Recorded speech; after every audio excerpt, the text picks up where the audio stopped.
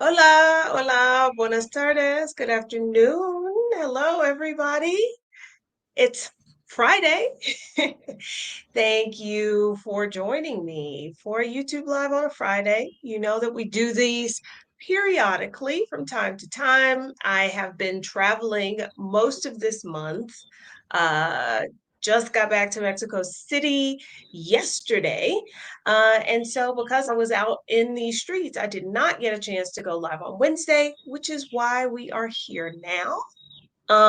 If you are here in the live, say hello in the chat. I've missed y'all. It's been a minute.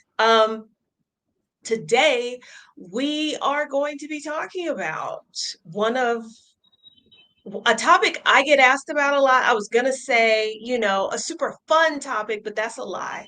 It's not super fun for most of us. But It's if not. you've been wondering, like, what is the deal with taxes? Can I get Uncle Sam off my back? Today's video is going to be good. You. Um, but before we do that, in case there are some new folks here who don't know who I am, I should probably introduce myself. My name is Adelia Aborishade. I live in Mexico City, which I have done for almost 4 years, I think. Um, and this is my YouTube channel where we typically talk about travel, we talk about living abroad, and we talk about how we can afford to do all of that. We talk about money because I am a financial educator who pretty much has made it my life's work to help women develop financial confidence so that they can use their money to live the life of their dreams. And we can't have a conversation without money. I mean, about money without talking about Money without taxes. money. So that's why I have a guest here today. So thanks for joining me, and we'll get this show on the road. Hey, y'all. All right. Can you hear me, Sandra? I can. I had to get on my phone because of, Okay. She'll come back. I thought this was an earthquake. I am often thinking things are earthquakes. The what do you call this? The closet door next to me starts shaking, and I was like, "Is that an earthquake?" But I think it was just a big truck. All right, Sandra is back. Uh, I love to hear this, Dee, joining from my last day at work. I love it. I love it.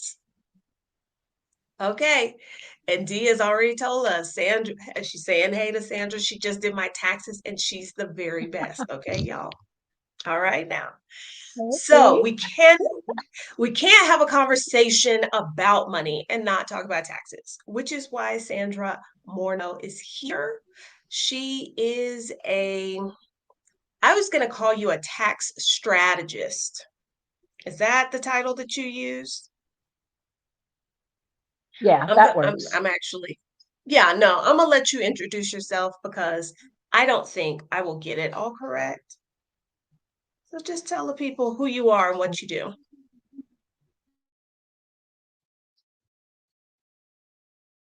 She'll be back. Uh, Sandra, I will give y'all a little peek. Sandra just arrived in Colombia because she also is out here living her best life in these travel streets. She lived in Mexico for a time, I believe, Merida. She likes the heat, and has just arrived in Colombia. So y'all know how this goes. This life. This is part of the reason I did not go live this week from Zihuatanejo, which is where I spent my birthday, uh, chilling, because the internet was not gonna let me be great there. Not at all. Not at all. Okay. All right, Makita is in here from Jamaica, planning to do taxes this weekend. Okay, so this conversation will be right on time. Um, so yeah, yeah. All right. So I guess we have a little time to kill until Sandra can pop back in. Oh, that's what I want to know. If y'all have questions about taxes, and obviously we're going to be talking about taxes, for us, those of us who don't live in the US full time, please feel free to drop those in the chat because I will star them and we will come back and answer them. All right, Sandra. All right, I'm praying over this internet. Give us a quick introduction. Who you are, what you do. Okay. Okay, my name is Sandra.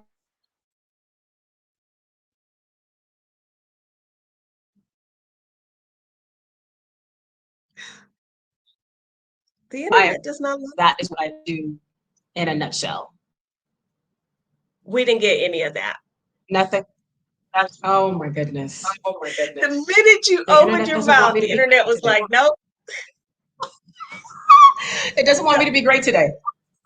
Okay, so you Okay, do. my name is Sandra Morno. My name is Sandra Morno. I am a tax strategist. I help Black women travelers save on taxes. I help you use the tax code, use it through tax planning, and I work with you all year long. Okay. Hopefully Yay. you got that. Yay. We got it in there. Okay. So please notice that Sandra is a tax strategist. Yes, she can help prepare your taxes, but there is a difference between just somebody who can prepare your taxes and somebody who can help you with tax strategy. Would you mind explaining that a little bit for the folks?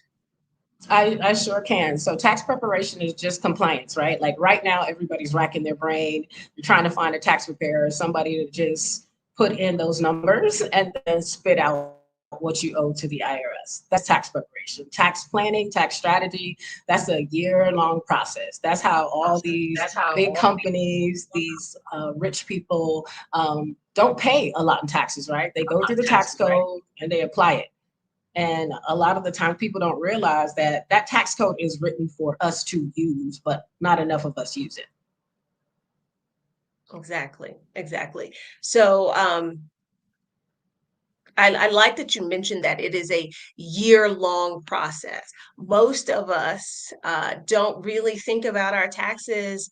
If we are a W-2 employee, we probably think about them in January, waiting for the W-2 to come in the mail so I can do my taxes. And otherwise, those of us who might be paying think about the deadline. And then we kind of just go on with our life the rest of the year and not think about it instead of approaching it from, like you said, a place of being strategic, using the code to help us, not just let me pay them this money.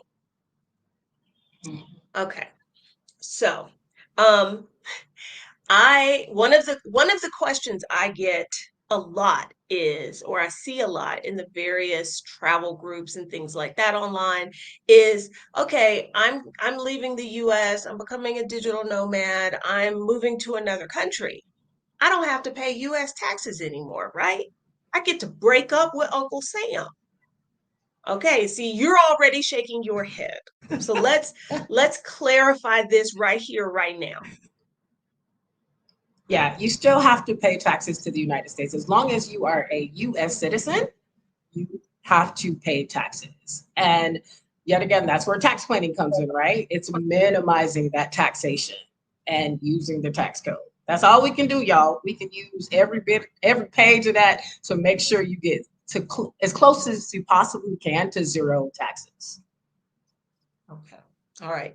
So she said it, I've said it. If somebody is telling you that you don't have to deal with Uncle Sam anymore after you move abroad or you become a digital nomad, that is very suspect advice, and I would not listen to it. Okay. Are there any other misconceptions that people often have about like when they leave the US and their relationship with Uncle Sam and paying taxes and all of that? No, I think that's the biggest one. Everyone just wants to know, like, do I have to pay taxes? That is the biggest one. Because nobody wants to overpay, right? But we got to pay. We got to put into the system, unfortunately. I feel you, Monica. I did not ask to be born here. And it what's really kind of like, I don't want to say irritating, but can be, if you are a US citizen, is when you look at people from other countries who, they're like, oh, I'm a UK non-tax resident, or I'm a Canadian non-tax resident. As far as I know, we don't get that as an option being American citizens. No. Okay. So, all right. Um, okay, another okay. Can we talk a little bit about the FEIE, the foreign earned income exemption? Yeah. What do you want to know? What do you want to know? Well, I think this may be where some of that confusion comes from, that folks are like, but I thought if I was gone, I don't have to pay taxes. And you just said, as a US citizen, you're going to have to pay taxes. Okay. So with the FEIE written in tax code, right? They give you that option. And so, yes, we can use it to bring down our taxable income. And this year, if you're making, well, this year the exemption goes up to $120,000. So if you're making less than that, you can actually use the FEIE to reduce your taxable liability or wipe it out. It just really all depends. That 2555 form is gold for all of us that travel, but you got to be able to use it correctly. Okay. All right. And you say use it correctly. Can you explain what you mean by that? So we know that there's two things involved in that, right? It's the physical presence test, which is about 330 days. You can wipe out most of your income, or the bona fide test. That's if you just stay in one place for the entire year, you can use the FEIE. And what's good about that, even as a self-employed person, you can use that. So let's just say you made $150,000 in your business as a Schedule C. You were gone for the whole year, kind of like you, Adelia. You can use the bona fide test and fill out that 2555 form, and you won't get taxed on that income, right? But here's the catch: as a self-employed person, you still got to pay self-employed taxes. So they get you right there. Okay. All right. Quite a few of the ladies who are watching this or will be watching this in the future may be planning to have a business that, that they're going to use to fund their travels, fund their life abroad. And so I just want to stay here for a little second. Now, did y'all hear what she said? The FEIE, the foreign earned income exemption, lets you exempt up to, what'd you say, $120,000 of Yes. income from income taxes, even if you are self-employed. So you got a side hustle teaching English, you teach yoga, you are a consultant. Yes, but you are also self-employed, and self-employment taxes and income taxes are not the same thing. So keep that in mind. Keep that in mind. Okay. No. All right. Hey, I need to, I need to make sure y'all hear that, because sometimes folks got selective hearing and they don't be hearing that, and they say, "Oh, but Sandra told me." Okay, I just want to make sure we were all clear on that. Um, does the FEIE, like, if I okay, let's say, like, one of the reasons I'm leaving the US is so I can live on less money. I'm not making anywhere close to $120,000. Does that mean I don't have to pay state income taxes too? Oh yeah. Your state don't want. They gonna want their money. They gonna want their cut. Like when people tell me they live in these crazy states like California and New York, certain states, it don't matter how long you gone, they want their money. So I usually tell people, like, find a state that doesn't have state taxes. Florida, Texas, Alaska, move there. or at least make it look like you live there. Because with the IRS, you just need an address, right? You just need a US address. So if you have a friend in Texas who's willing to help you out and allow you to use that address, do so. And then that way you don't have to worry about state taxes. Okay. Aspen Sierra says, this is exactly why I moved back to Georgia. California was bleeding me dry. You might want to double check what Georgia gonna be doing to you, because Yeah. yeah, She could do a non-resident return in okay. Georgia, but In Georgia. why? Like, just find somewhere else. Yeah. Okay. Okay. And I asked y'all, if you have questions, drop them in the chat. This is your opportunity to get someone who is not only a tax professional to answer them, because as I've told y'all many a time, I am not a tax professional. I read a lot of stuff, but you know, this is just me. But you are a registered agent. Is that the correct term? Yes. An enrolled agent. So I got my Enrolled agent. licensing directly from the IRS. So I try to tell people because they don't know what an EA is. It's kind of the equivalent of a CPA, but I specialize in taxation. Okay. So like when we say tax specialist, like it don't get no better than this. Okay. All right. All right. So keep dropping your questions in there and we're going to come to them. Okay. Now I have a friend who has asked me about this and is getting advice, I think, from somebody who is unscrupulous. And so I hope they are watching this video and they hear what you say to answer this question. Because they want to know, there's somebody who works outside the US, you know, they would pass bona fide residency tests as far as income tax comes. They want to know, can they contribute to a Roth IRA? They're still a US citizen, correct? Yes. Yes, they can still contribute. That's what I thought. You have, as long as you have earned income, right? Yeah. And I'm like, people will take your money. They not gonna say no. So Well, like I told you, I suspect that they are getting unscrupulous advice. This is likely going to be the subject of a whole nother video.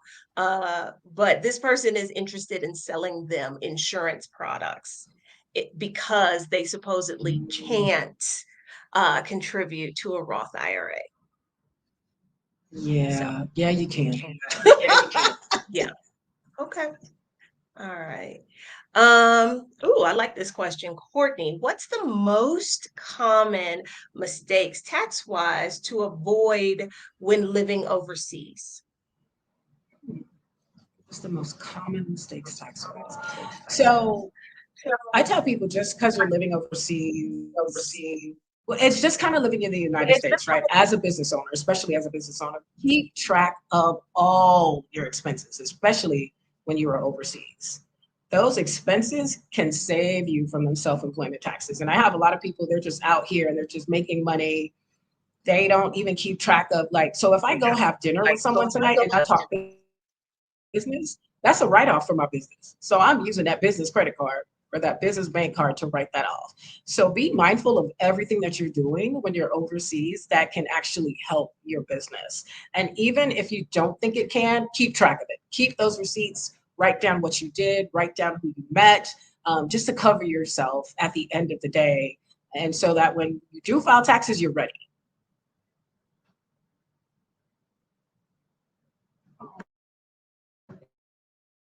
No, I froze.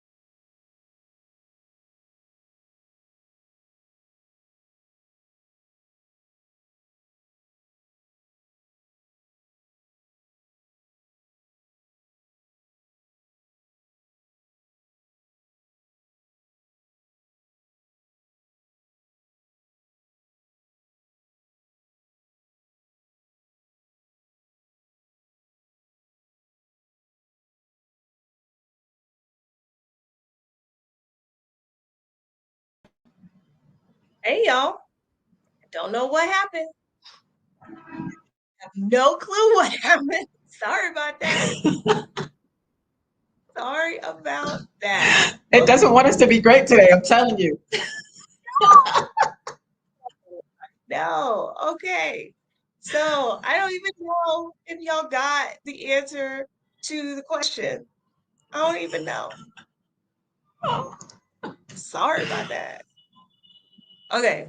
So I think the question was about common mistakes that people made. You were talking about, if you're a business owner overseas, make sure that you are keeping track of your expenses, that is a way of being able to, reduce some of those self-employment taxes. Okay. Any other mistakes you think people should make an effort to avoid? Um, work. You got to find the right person to work with because not all of us are built the same. I have seen some things in my days that I'm like, oh my gosh, I'm going to pray over this tax return and hope that the IRS does not come back on you for all this craziness that's on your tax return. So that is one of the biggest things also. Okay. All right. We have some more questions. Joan wants to know, if you live outside the United States, do you still have to be associated with a state? Yes, because I mean, where's your tax home? Because you're still a US citizen. So that's why we tell people try to find states that don't have state taxes, right? Because now it's just one tax return as opposed to two. I think a lot of people, I know this is not the case with Joan, but I think a lot of people, because I felt this too, like when I left and I was like, I'm not coming back, there is this desire to like cut all ties. Like if you've sold your place, you're not renting anywhere, you're just like, no, I'm not going to do it. And because you are a US citizen and always going to have to file a tax return, you are making your life difficult by not keeping an address, not, holding on to a bank account. Um, because whether you think you have like disassociated yourself or not, as far as I know, Uncle Sam is still like, last time I checked, you lived in this state. So that's what we count you as. Yeah. And it's Yeah. just an address. It's no big deal. That's why we push people to go to these states where you're not getting taxed. Okay. All right. Diane wants to know, am I required to pay taxes on Social Security and pensions when living abroad, as well as in the US? So that can get funny. It all depends on where you are. Now, Social Security isn't taxable up until a certain amount. I don't know that amount. So at the end of the day, we really have to see how much is that gross income. But there is the foreign tax credit that you can actually use towards the pension and your Social Security. So it's really looking at your tax return because everyone's different. Everyone's situation is different. Okay, so if the country you move to taxes your pension, you can get the foreign tax credit on your US tax return to offset, because it's Correct. like, hey, I've already paid taxes on that. Does do you Right. have to pay taxes on income taxes on your pension in the US? Like, I don't know this. So I won't ever get a pension, so that's a so funny I don't question know why I'm because it asking. all depends. Yeah, I don't I don't either. So the thing is they're gonna have taxes withheld from that. So that might offset you not having to pay taxes, but it's a person by person circumstance, right? So I'd have to see that, right? How the pension is taxed, how much you're making, where you are in the world. It can get kind of tricky. Okay. Okay. And I think that's an important thing to remember, is that um the answer to a lot of tax questions are going to be, it depends. on your exact situation. And if you go to somebody like an H&R Block or what have you, I don't think they do well for people who have very, very unique situations. Okay. I'm marking some more questions. Um, okay. Big Sis Dula wanted to know, they're in Alabama. I'm here trying to get info on getting domicile. Why is my state harder than others? Let me tell you, the South, the South is an issue. I can't speak for Alabama. I've lived in Texas and I've lived in Florida, and I am so thankful to have lived in states where they don't tax you. So you might want to consider somewhere else. Yeah. Um, in the little that I know, generally to establish domicile, you've got to do the things that demonstrate like you live there.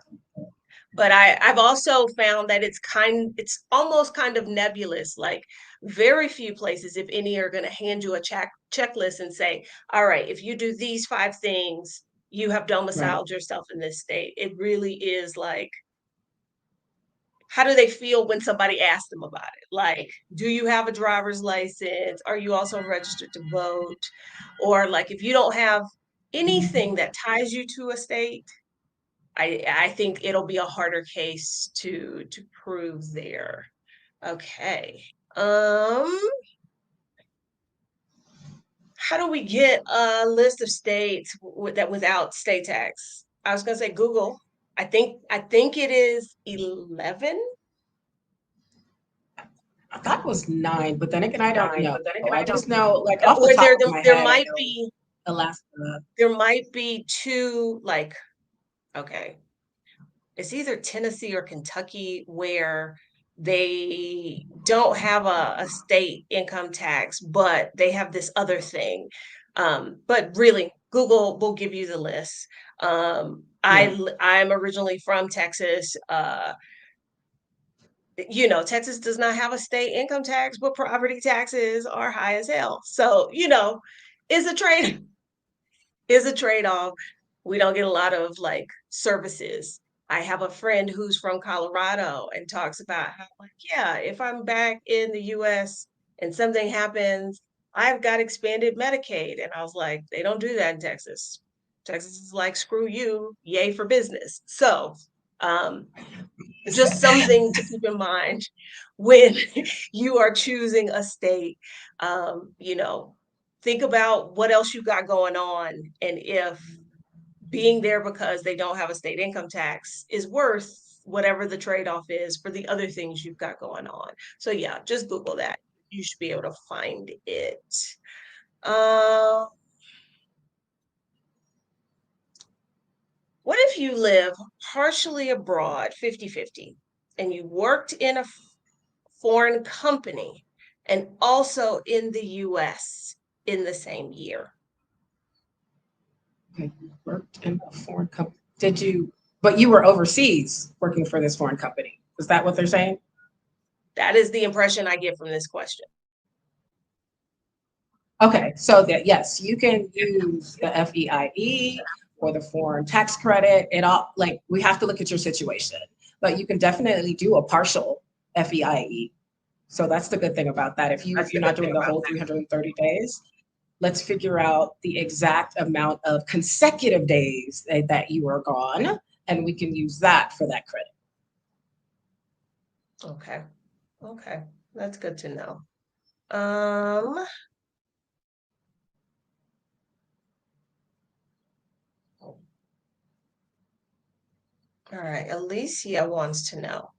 She's planning a move to Mexico in September. Would the FEIE benefit me this 2023 tax season, or should I wait until I start a full calendar year? No, don't wait. Go. You can still go, and you can actually use partial credit, right? So you're going to be gone from September to December 31st. However many days that is, we can actually use the FEIE and calculate whatever that deduction is going to be. So don't wait. But then, of course, in 2024, you'll have the whole year if you're gone the entire year. Okay. All right. Don't wait. Okay. So keep the questions coming. We'll come back to those. Now, what is it you do? Like somebody's hearing all of this and they're like, great, I want to work with Sandra. What is it that you can help them do, or how do you help them do that? So I mainly work with So I business owners, service-based business owners. What we would do is you would come to me and we would look at your whole tax life, right? So I would look at your last year's tax return, make sure ain't nothing crazy on there, give you some guidance on what happened and why you owed. And then we would work together where I'm looking at your P&L, your profit and your loss, or your income and expenses, if that's the easier way to explain it. And that net income, like let's just say that net income after all your expenses is $50,000. We're going to work together to find what's in the tax code, what tax strategies we can use to bring down that net income. That is what I do. Okay. Do I have to be a business owner to work with you? I mainly focus on business owners, but if you have W-2, we can also help you with that as well if you're abroad. Now, one of the things that I just kind of recently learned is that government employees can't even use the FEIE. So if you're a government employee and you're living outside of the states, outside of the states, you can't use that deduction. I'm so sorry. I knew military folks couldn't, but I knew it was because they work for the US government, but it never clicked to me that like if you are foreign service or you're doing something else where you are working for the US government, that you can't take advantage of that. That blows. It does. It really does. Okay. All right. So if you are wondering, I'm trying to think of where I put the link. There is a link in the description. If what you've heard so far, you're thinking, I probably should talk to Sandra. Um, she is offering a 30, 30-minute pick my brain session. But if you go to the link in the description, which I will post here as well. Uh, I don't know why I'm trying to think and type and talk. Okay. This link is in the description of this video. Go here. She is offering the Picky Girl Travels crew a discount. If you go to the link, the discount codes are there. She also has a tax, I can't read today either, apparently. Travelers Tax Tips and Tricks bundle that you can get as a discount as well if you go to that website, and it is linked in the description of the video. I did have enough on the ball to do that ahead of time. So, okay. So I could come to you if I don't have a business, but those are the ladies that you really, really are going to bat for. Okay. We had a question. Do you work with people that use QuickBooks self-employed? I do. Um, do you help them set it up, or do they have to already have that going to come talk to you? I have bookkeepers that can help you set that up. Okay. All right. Um, State taxes differ from federal income taxes. Does the 13 states that don't have a state income tax take out federal? I don't. Are you LLO? Are you talking about like if you are a W-2 employee?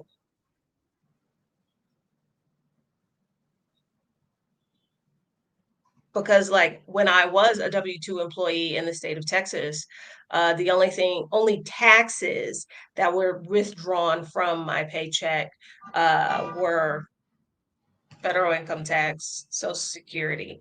I did not have state income tax. I did a couple of gigs in other states, and I really hate the fact that they were in states that had income tax because one, that came out of my check, and two, I then had to file a return in those states, even though I like worked there for one day.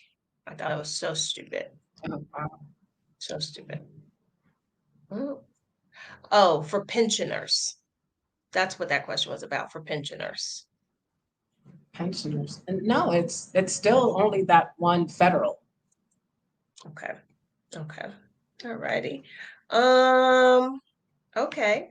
Lauren wants to know, can I write off my travel expenses and accommodations for taxes if I'm an expat YouTuber or digital nomad vlogger/blogger? Yes, you can, because that's an ordinary and necessary expense as part of your business. Okay. All right. Keep the questions coming. Oh, great question, Sharon. If you're living abroad, is the tax deadline still April 15th? No, it is No, June the it is 15th, I June. believe, if you're living abroad the entire year. And then their extension time, I don't remember, but I know it's June 15th. That's one thing I do. Okay. So if you are like me and you live outside the US, technically your taxes are not due until June 15th. Everybody who is watching this and you live in the US, your taxes are due April 15th. Or I don't know if the 15th falls on a weekend this year. It does. So But it's April 17th this year. April 17th. Okay. There you go. There you go. Um,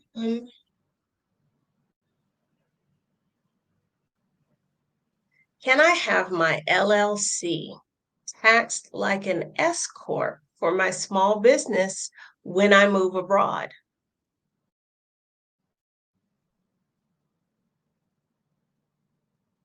Yes, you can. It sounds like you know what you're doing because you're talking about creating an S corp and paying yourself.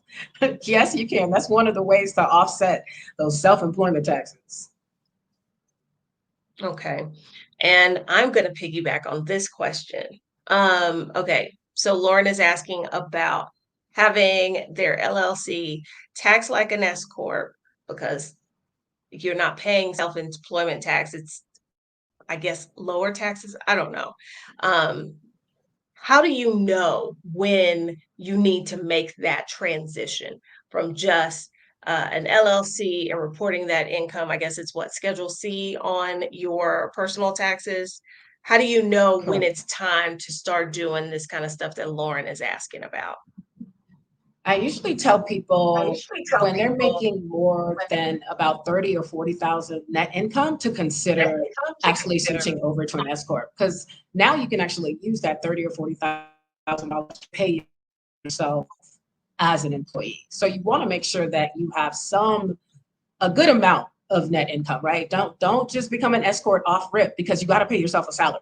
That's one of the requirements of being an S corp. You have to pay yourself a reasonable compensation. Okay. Okay. Uh,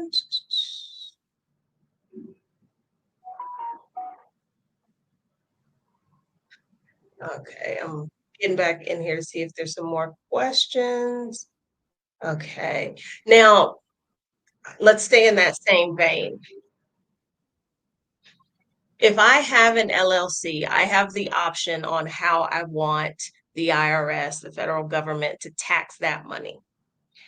Is there ever a point where I abandon the LLC or am no longer an LLC and I go ahead and I create an S corp? No, you don't want to do that. That LLC has history. So all you're doing is just filing paperwork with the IRS to say, hey, I want to be taxed as a C Corp. I want to be taxed as an S Corp. That's what you would do. So you would still be an LLC. Like, perfect example for me, I'm a partnership. right? I'm an LLC, but I'm taxed as an S corp in the eyes of the IRS. So I file a 1040 and then I file an 1120S. Okay. All right.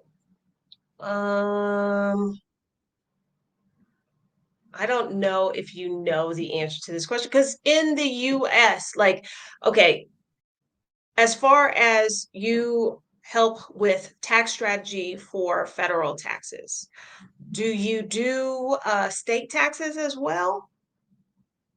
I do. I do. But I think a lot of people get confused when they think about state taxes, right? Everything just flows into your state. So it's two tax returns, but we're entering in whatever you withheld, whatever that income is. And it's the same with self-employment tax. Like it all just flows into your state taxes if you're paying state taxes.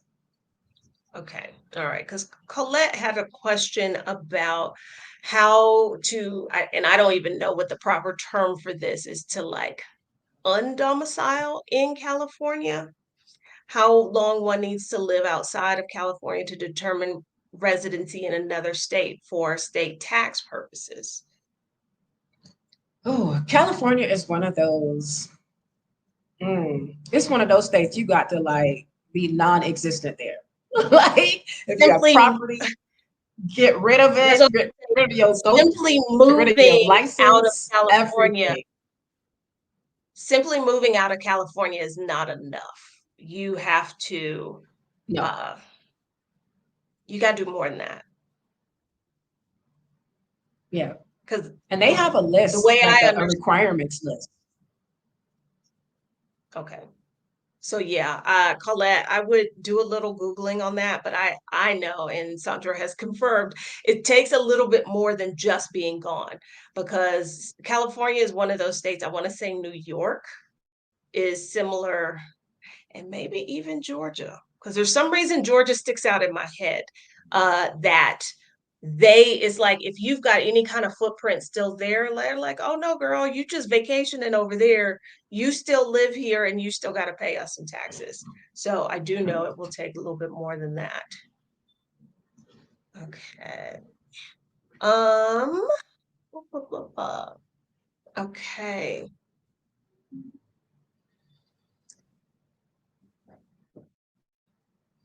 Okay, Arlene had a question. I live in Virginia, planning a Mexico move. Will be selling my house, so won't have a physical Virginia address. Can I use my sister's Texas address? But if I do nothing, will they consider my domicile state Virginia forever? So you're selling a home, so that shows that you're breaking up with a state. I would say use the Texas address, get a license with Texas. Just kind of show that you're not there anymore. So selling a property is huge, right? You don't have to really worry about bank accounts, and I don't think Virginia is one of those states that trip like that. Okay. Okay. Oops. Okay. So, um, now let's talk about you. How did you find yourself doing um this kind of work that you're doing now, helping Black women like pay only their fair share in taxes? Because would you consider yourself to be a digital nomad? I would. I would. I'm in Colombia right now, Medellin. So, keeping extra track of stuff. And since I'm an S corp, I pay myself a W-2. So I don't really have to worry about, self-employed income. And I use some other strategies to keep my tax liability low. So I actually got into the industry in 2009. I had no intentions of doing taxes. I was helping out a friend with his accounting firm, doing taxes, doing a little bit of bookkeeping. And then he's the one that pushed me. He was just like, hey, you're kind of good with numbers, you're kind of good with what you're doing. So why not continue on this route, right? And I got my EA's license only because of him, because he paid me a nice little amount of money to get this specialization, and just kind of went from there. And how I really started to notice that people needed help with taxes is I started helping people who had issues with the IRS. So I was helping people that owed like $70,000, $100,000, $150,000. And I'm just like, how did you get here? Why is no one helping you? And they had CPAs or they had tax professionals. So it's kind of like I backtracked, right? Stop owing people. I helped them settle their IRS debt. And then I noticed that business owners needed help with their taxes throughout the year because they had questions or they just didn't know. They didn't know what the hell they were doing. A lot of people use TurboTax and they think that that's it. And there's so much more to it. So I just kind of found myself slowly but surely working with service-based business owners. And then in 2020, I started to kind of focus on us because I noticed a lot of women weren't getting any of these loans or these grants because of the way they were structured. And they had no idea of what they were doing. So from there, I was just like, I just want to focus on people that look like me. Okay. Okay. And so you were doing the work, now you're living the life. Is if somebody is watching this and they are in the planning stage, they're, thinking about making that jump. What are some things other than domiciling in a state that does not do state income tax? Are there any other things they could do to make their tax life, financial life easier before they go? So one of the good things is they have like these traveling mailboxes, right? That is a lifesaver. I would say definitely look into something like that because that way you're still accessing your mail. Like for me, I haven't done it yet. So literally my sister like texts me and sends me photos of all my mail, which gets kind of ridiculous. But if you have this traveling mailbox, will email you. They'll be like, well, is this important? Is this not important? They'll scan it. So you have that. That's one of the most important things, right? Getting your mail. And then I would And say then I'm keeping track of your travels. Like, I mean, every single day. Perfect example. I totally forgot that I was out of the country about, I think, 70 days straight last year. And I was just going to file my tax return. And I was like, oh no, I can get a partial credit. So I am going to use that to make sure that I'm not having to pay the IRS as much or possibly get a refund. So you want to make sure that you are scrupulous with your time away down to that second, because every day counts and every day day helps counts. you with your tax liability. Okay. Okay.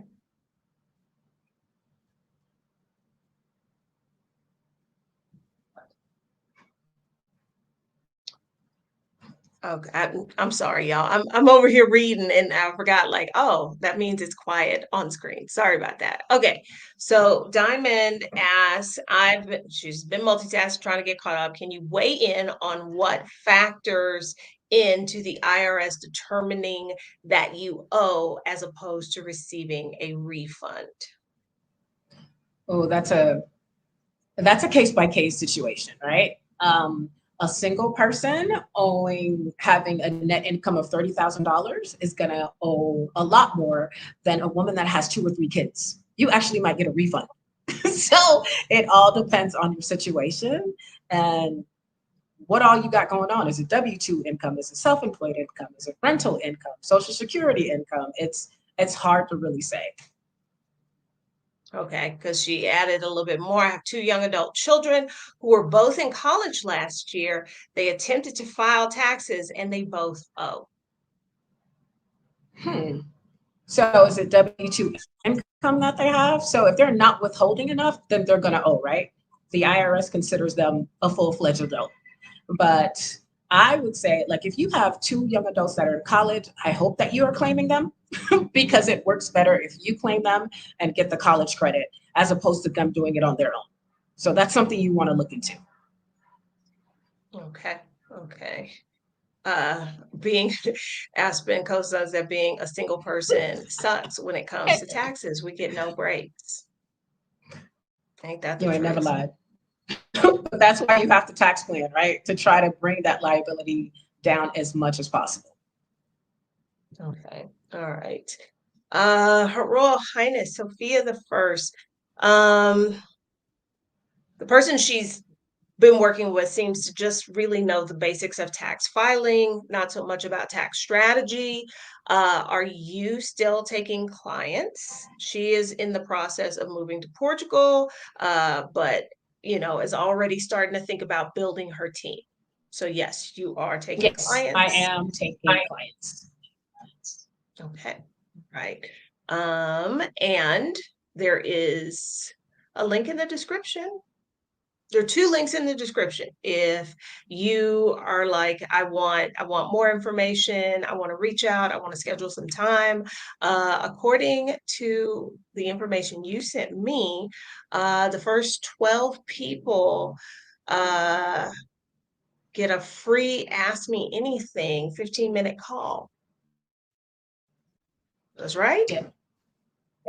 Okay, that's what it says. Yep. Link is in the Yep. description, y'all. Okay.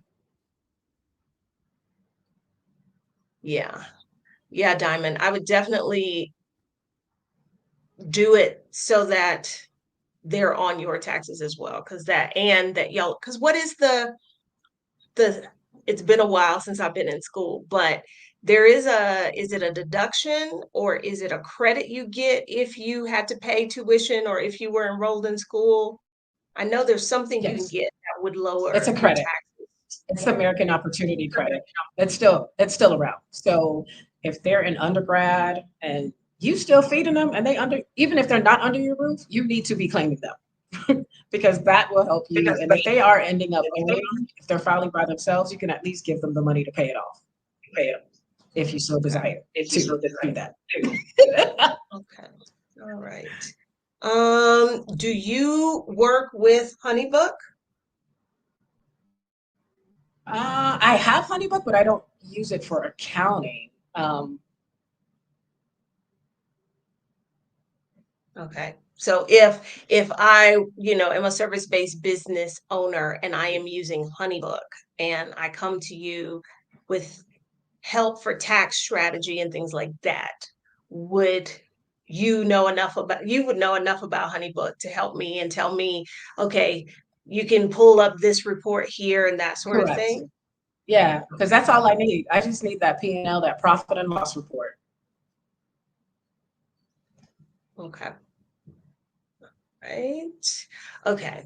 Um, if y'all got any other questions, drop them in the chat. Okay, we talked about things if you are in the process and you're getting ready to go abroad, you know, trying to eliminate needing to pay state income taxes, establishing your life somewhere else, getting some kind of traveling mailbox, mail forwarding service, that sort of thing. I'm looking at the rest of my questions to see if we hit them here.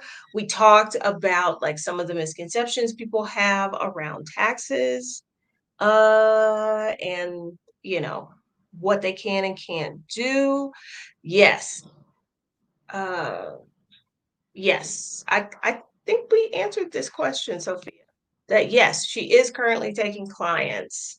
Uh, if you're looking for somebody to do tax strategy, that is exactly what she does to help you with. Okay. Yep. So yes, the answer to that is yes. Oh, okay. Makita's got a good question. I'm separated, going through a divorce. Is it best to file married, separate until the final divorce decree? No. Well, are you living with him and are you guys amicable? Because here's the thing. It's better for you to file jointly tax wise, right? Instead of you filing separately. Because there's certain deductions and credits that you won't get if you're filing separately. So if y'all trying to lessen your liability with the IRS, I would say just file married filing jointly until you are officially divorced, and then you can file single or head of household. Okay. Okay. Okay. Um, so let's talk about what it is you offer, because I also noticed on your site you've got the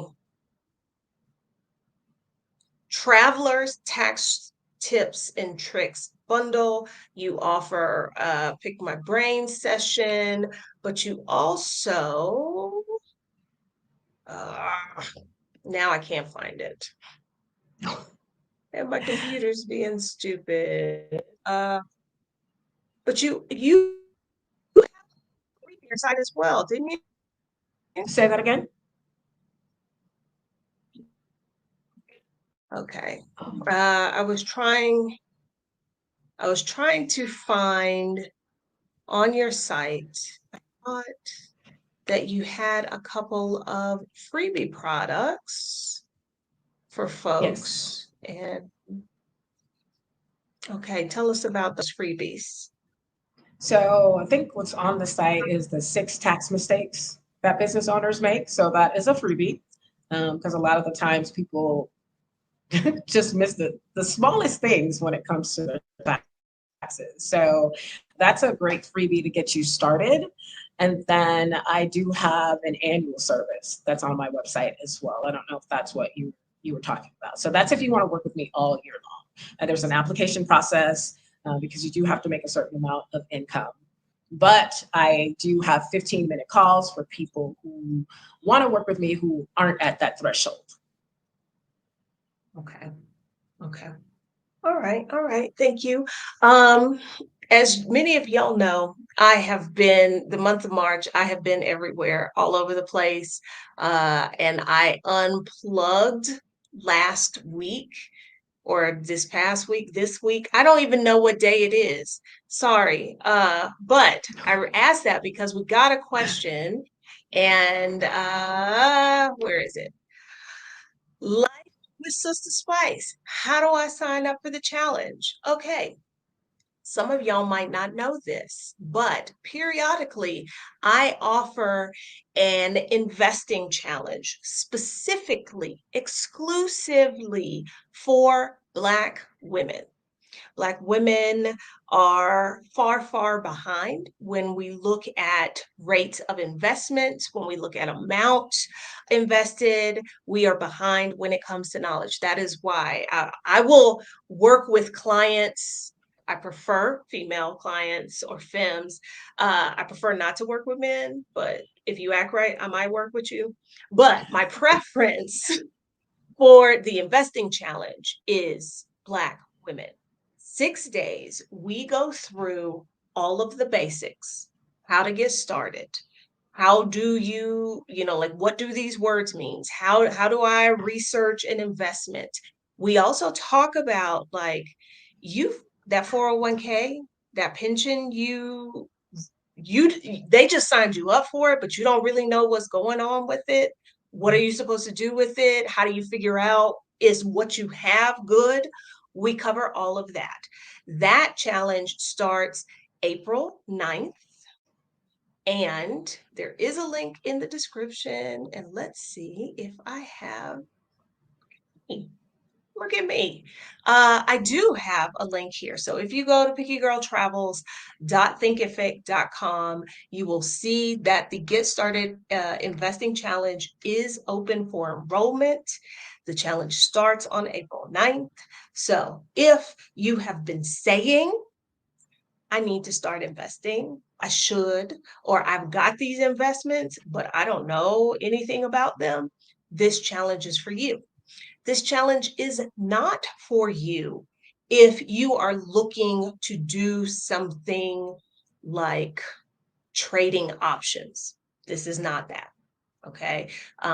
You want to do day trading. This is not that. Okay. This is getting started. By the end of the week, you will have started. You will be in a much more secure place knowledge wise when it comes to it, and probably ready to take on the world and the US stock market. But that starts in 10 days. I don't know, y'all. Don't make me do math in my head. So, yes, there is your answer on how to sign up with that. Thank you for asking about that. Life with Sister Spice.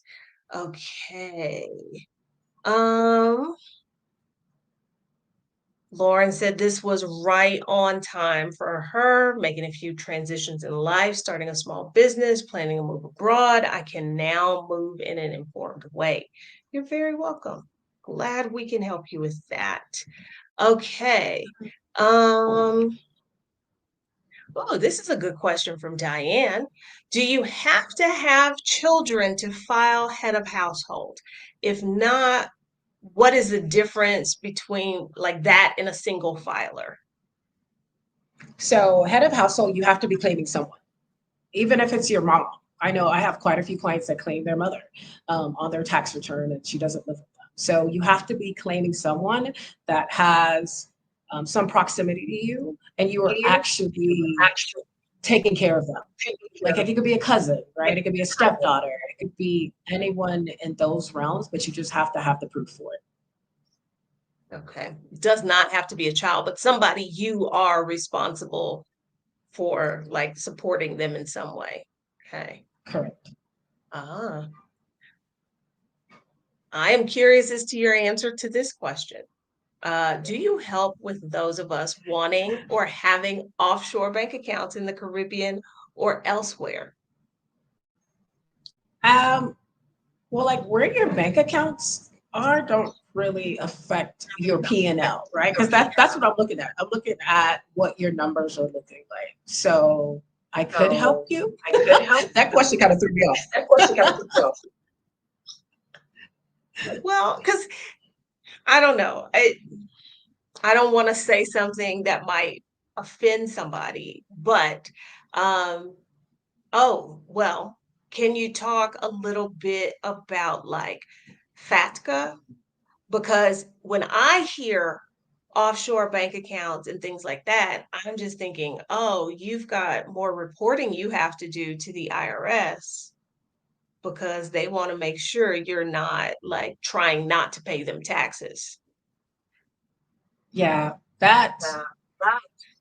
that is a thing because that looks like you're trying, tax evasion, right? You're trying to hide money, and you're going to have to report that somewhere on your tax return. There is that can kind of fall under, I think, like the foreign income something. There's a form called 1116, and you're going to have to report if you had a bank account outside of the United States and how much it was. So yeah, the U.S. arms are long when it comes to things like that. Yes. Yes. Okay. So I think, yeah, well, I think we've answered all of these questions over here. Um, do you know offhand how the IRS defines dependent? Like I said, it's someone you're taking care of, and you have to have the proof for it because people are out here claiming other people's kids, doing all this craziness, but don't have any proof. And if you get audited, the IRS is going to want, like, let's just say healthcare information, a healthcare statement. They're going to want school records. They're going to want hospital records. They want proof that you were actually claiming this child and actually spending on them. So if you are doing You this are for the first time doing with a this for the cousin, first just make sure that you have all the paperwork because they're going to come back at you. It may not be in a year, it might be 3 years later. It'll be like, yeah, we're not sure if this is a real legitimate head of household, but if you have the proof, then you're okay. time. Okay. All right. So if you are living with someone temporarily, let's say you are in a situation where, you are not making ends meet, you move in with your girlfriend, you are not paying her rent, she's probably buying groceries and all of that kind of stuff. So she's supporting you. Can she claim you as a dependent and any of the children that you would normally put on your taxes? So you can't claim that grown adult because there's no real tie to you, right? There's no like blood Okay, relation so to you. So it's kind of friend parent, child, doesn't work. right? No, no, nice Okay, try. okay, okay. But okay, same scenario. I'm staying with the friend. Even though I probably lost my job, I have no income, I can still file head of household for my dependents, even though I'm having to live with somebody else temporarily. Correct. But if you have no income, then there's If you nothing have to no file, income, then there's unfortunately, nothing to right? file, Because we need unfortunately. something to offset. Or I had some income for part of the year, but at this moment, I Yes, don't. Okay. correct. Okay. Well, thank you so much, Sandra, excuse me, for joining us all the way from Colombia. Again, guys, if you have been looking for somebody to help you develop a strategy that you can pay the least amount that you legally have to. We're not trying to have anybody commit tax fraud. We're No. not trying to commit tax evasion. But as Sandra mentioned, this is what the rich folks do. They use the system to their benefit. And if you need somebody to help you do that, Sandra is the person to talk to. Uh, your SSBM Consulting. Consulting. Yeah, I know it's a weird name. Okay. But the link is in the description. Go to the link. Um, so yeah. And this is it right here. Aspen Sierra says, definitely have a bookmark now for my business. I'm trying to build my Black woman business squad. And Okay. that's what I want for everybody.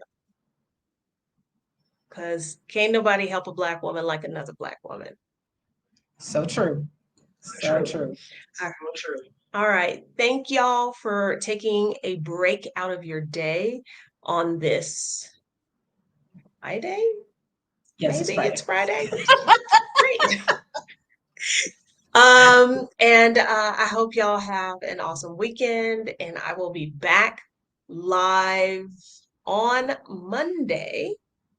I'm going live next week, I believe on Monday and Wednesday. I just, off the top of my head, I can't tell you what time on Monday. So be on the lookout for that. If you are interested in the Get Started Investing Challenge, registration is open. And I will talk to you all next week. Bye, everybody.